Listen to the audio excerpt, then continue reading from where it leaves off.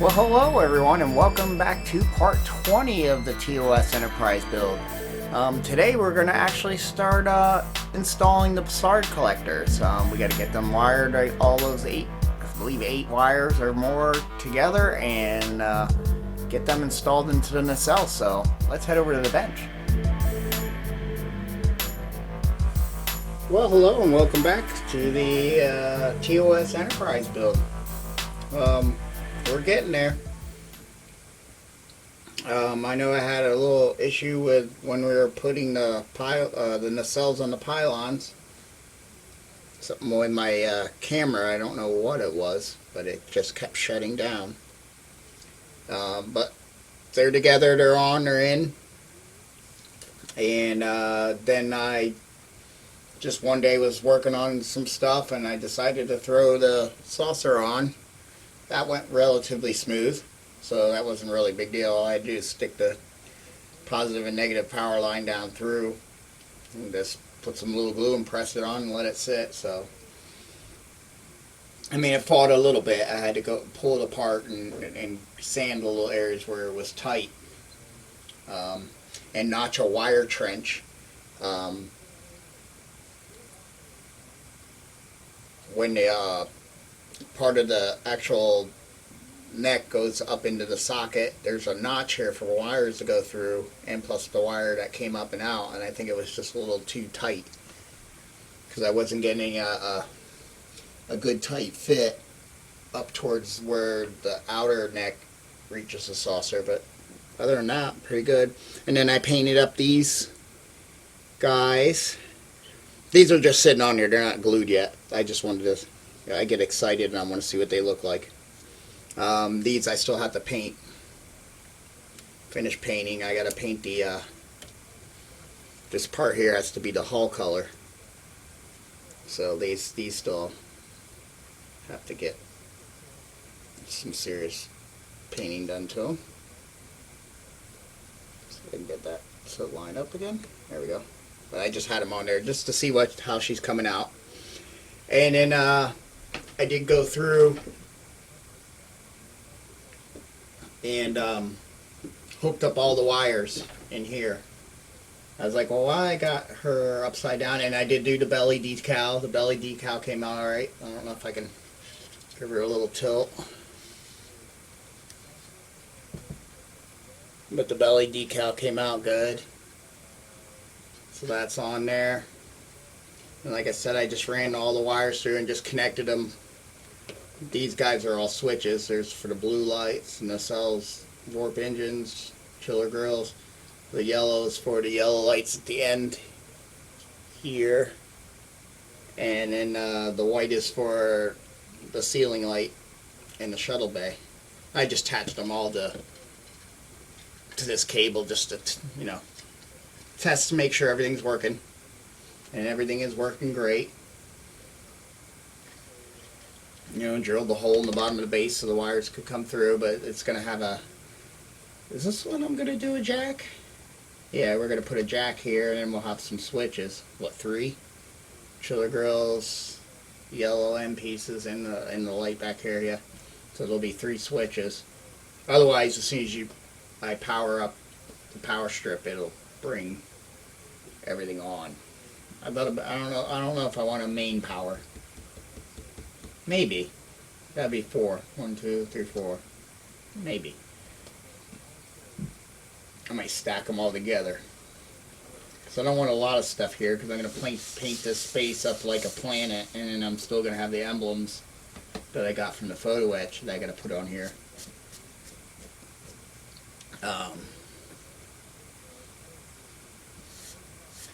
And what else? That's basically it. Oh, I glued that little beacon light down there, the red one. And I just glued these 2 on the sides of the bridge. Figured I can permanently put those guys down. And then these are just sitting here. I just push these on. And only press the rings in. They got to get glued. I don't know if they squish up any further than that. Maybe not. Heck, they might not even need to be glued. I think if you just push this in really good, it'll, but yeah, they're just sitting on there. I just slid those on. But yeah, they look good too. But we'll glue those on quick. And, but I'm thinking about, tackling,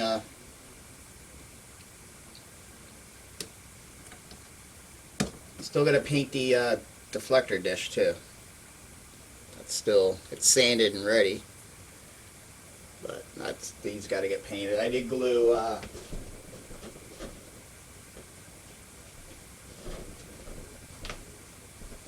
this piece on and sanded, got rid of the mold line. There's a mold line that goes right there. So that's sanded. This is going to be one color, even the stem. I think that's how I'm going to do that one. But this will be a different copper than this. And then we'll glue those together. Oh, and then I do have to do the lights in the cap here. Which they're just going to get super glued right up top. Yeah, let's see if we can. And that gives me probably the better lighting too. Now that one's going to be hard because it's way over there. So now I'll probably have to spin it the other way. But we'll do this one at least. Should really mark which one's going to be red and which one's going to be green, so I don't mix them up.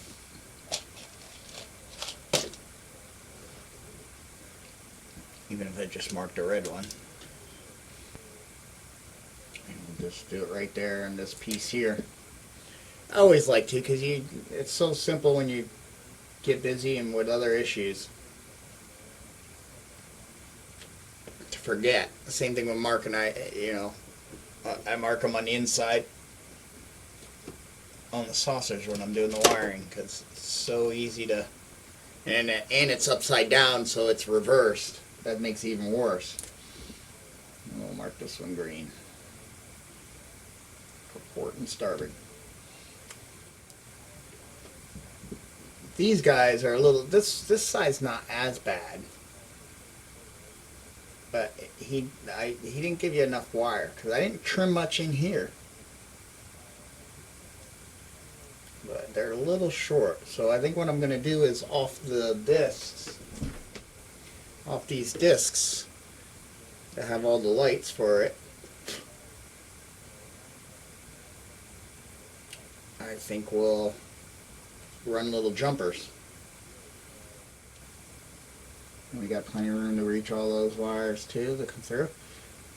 But yeah, I added, like, I don't know if anybody saw the me actually making these up. If not, you can take a look. But all the light kit came with is a clear disc, which then I painted red on the back side, and then it was just going to have those orange amber lights that will rotate.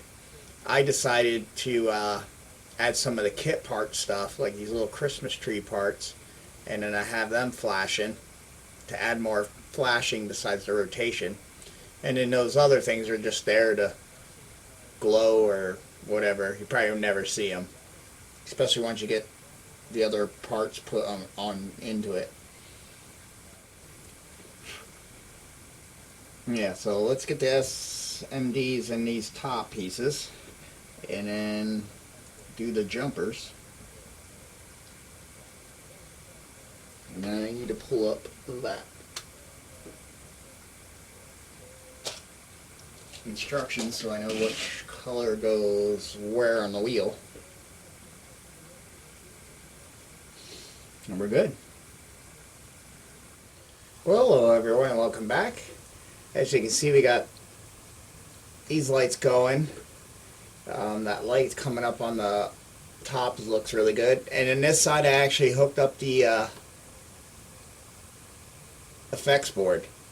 So we got those spinning. And then it was spinning the opposite way. I'm like, oh no. And I'm like, that's right. This is the same board that's in the NX1. You can switch them. So yeah, you can have them spin either direction. And then they have a whole bunch of other effects as well. So I'll see what works the best. But usually this one here does. But yeah, it's really just tying in all these extensions together because I had to go a little longer. But you can see the green light on top there and the red one over there is working really good. We'll see how much they shine through in the front. They probably will a little bit, but that's okay. It's not so noticeable, maybe because that's red. But with the orange lights, the amber lights going, it's not terrible.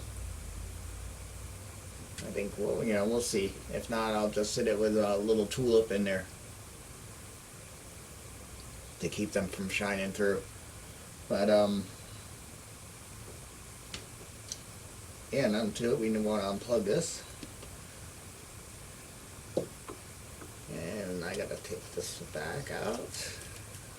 And like I said, we have all those junction wires to do. And somewhere in there, these I think are shorter ones. Yeah, they are. We have those. And I must have untwisted these to get them to go back there. Here's not so bad, although I could have made these a little longer too.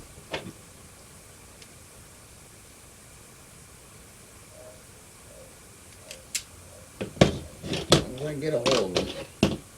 And then I was putting a piece of shrink tube over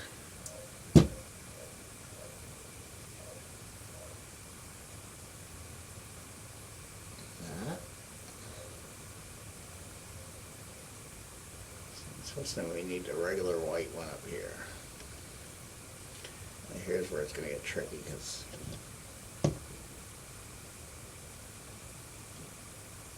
we got to strip these guys. I might have to actually use regular strippers.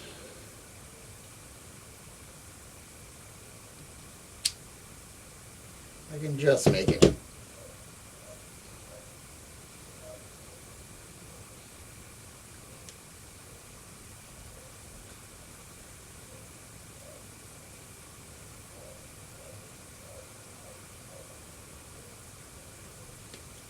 Yeah, this side's going to be tough because everything's so close. Even the jumpers I could have made bigger. That would have helped a little bit. Get you all over there. Once I get this first one soldered, it'll hold it up.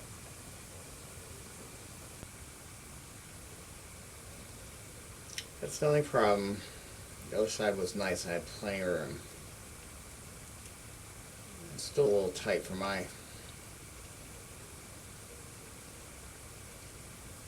liking, but I could at least drop this down and not have this in the way of other wires.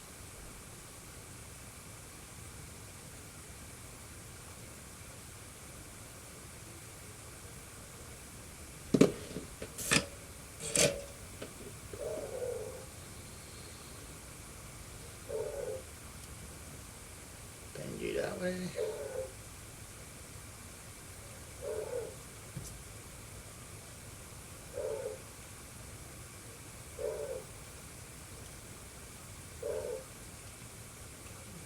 That one.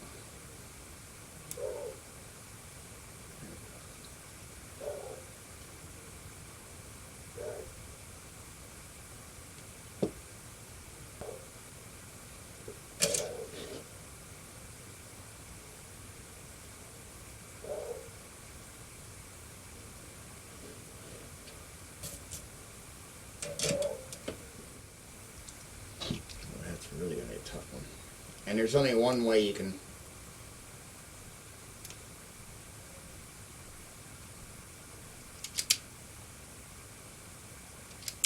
oh, that's right. This blue wire is a little tougher. I got to tighten the tension. I just forget.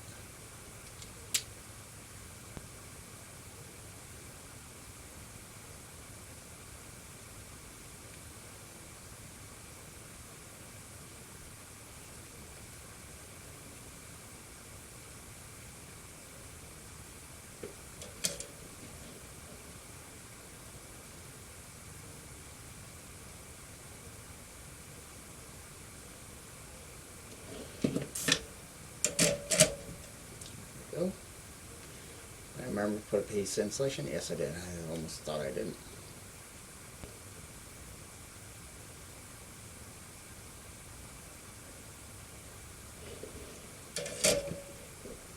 This is going pretty smooth. One of the oops I did is I actually glued these in. I probably could pop them because I didn't crazily glue them before I put these on. And you're actually supposed to put these on, and then there's a little ring that slides over, and that gets glued to this, and then it won't allow it to pull out. But I'm not going to have mine spinning. So I'm just going to do this, get it, you know, tack it in with some other glues. Looks like this one this is that one that's a little, center's a little hair off. I'll have to push it up this way. And also check to make sure the other clear part goes in there. But yeah, I'll just tack it with some regular glue and spots and then use window cement for other areas, just in case I want to pop this off and then if I have to get in here again. It worked.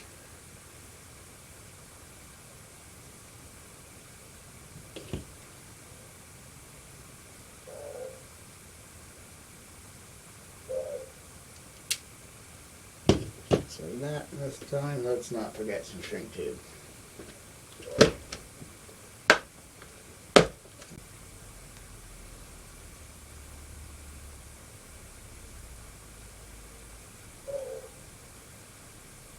Again, I'm just going to slide the shrink tube over this end, even though it does fall down in the hole and it's hard to get out sometimes. But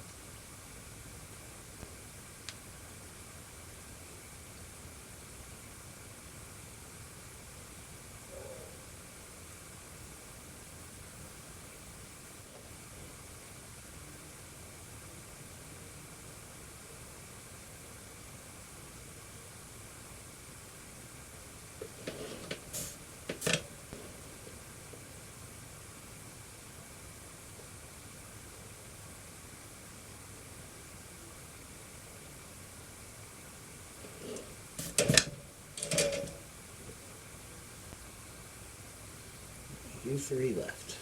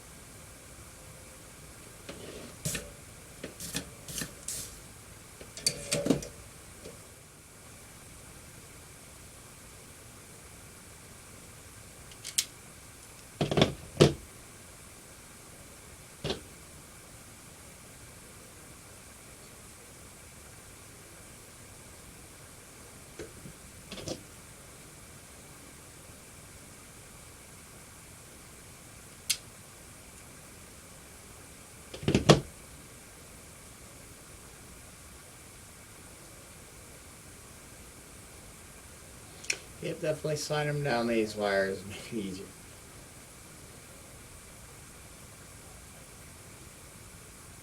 Last one. So excited.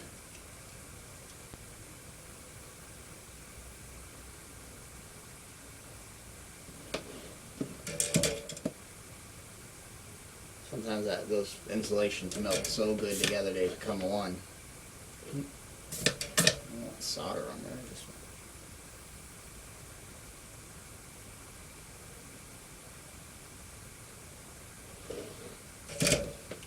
Alright, that's it. So I think I can, before I stick it all up in there. Let's see if it works. Fingers crossed, everybody. Drum roll. All that good stuff. Hey, it's going the opposite direction.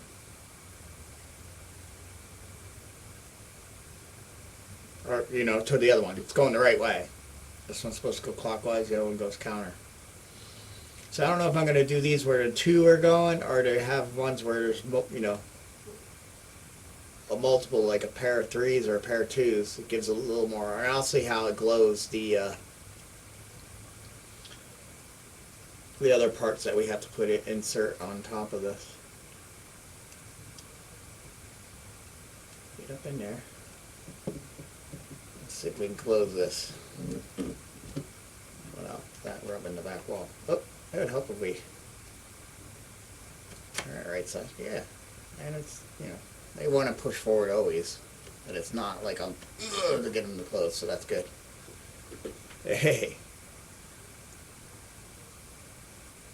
I'm liking it. So there we go. And then we'll see how these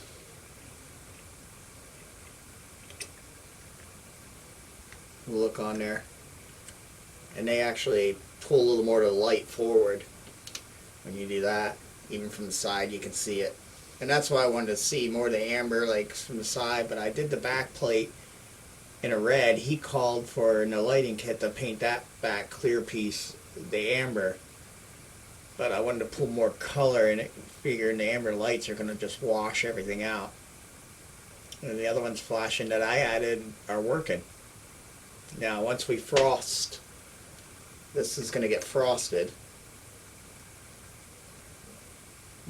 But I want to get the photo etch in here first, and then we'll hit it with some sandpaper, frost this, and then the other side, the other end finishing dome does it.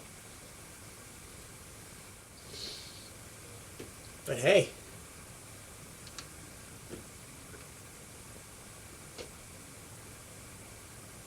that's pretty much the lighting effect. Like I said, it'll get better once the domes are put on.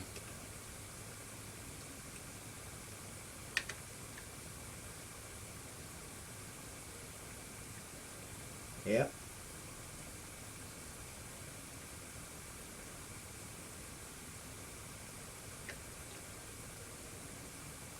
And that might work, doing it that way. That does quite have the original series kind of vibe to it. Well, I'll check the other one that I like too. There's several of them that do this that I'll check out.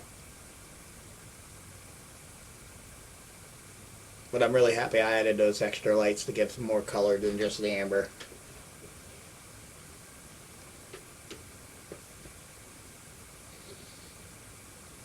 And that was easy, you know, like I say, Gary Hughes' light kits for his models are, you know, that he packages aren't that expensive. And yes, you do have to build the board, but that's kind of fun. You're learning a little bit of electronics and to save,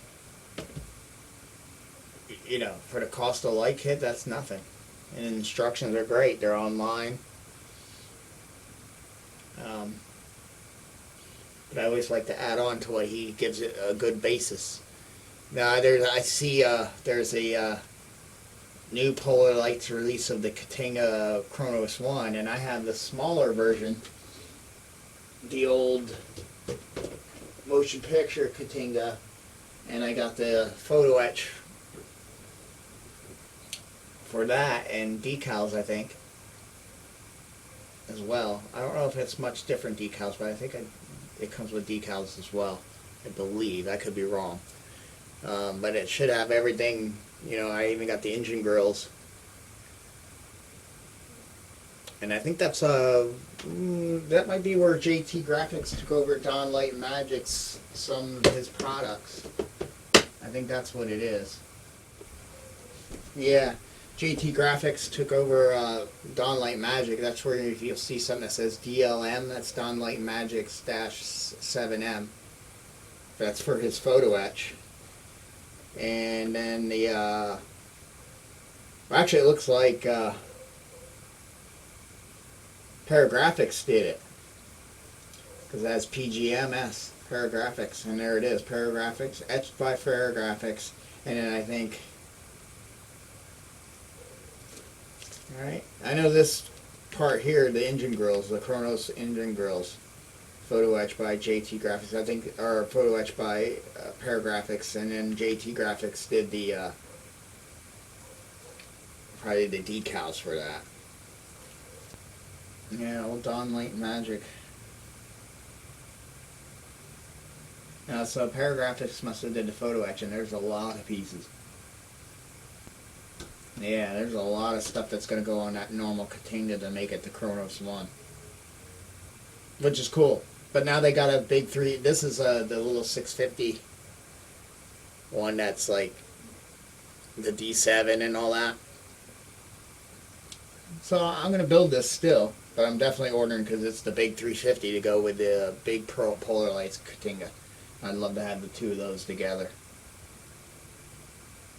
That's big ones. But I think, Polar Lights will definitely probably put out a lighting kit for that. Or if not, you can't use the lighting kit they already have for the Katinga because it's going to be same areas probably lit, maybe different colors, but most of the colors and the lights, they're done by the lens. Like they gave you red lenses for the engines and the red lens for the torpedo launchers. But this is to make the, I guess it's the 1650.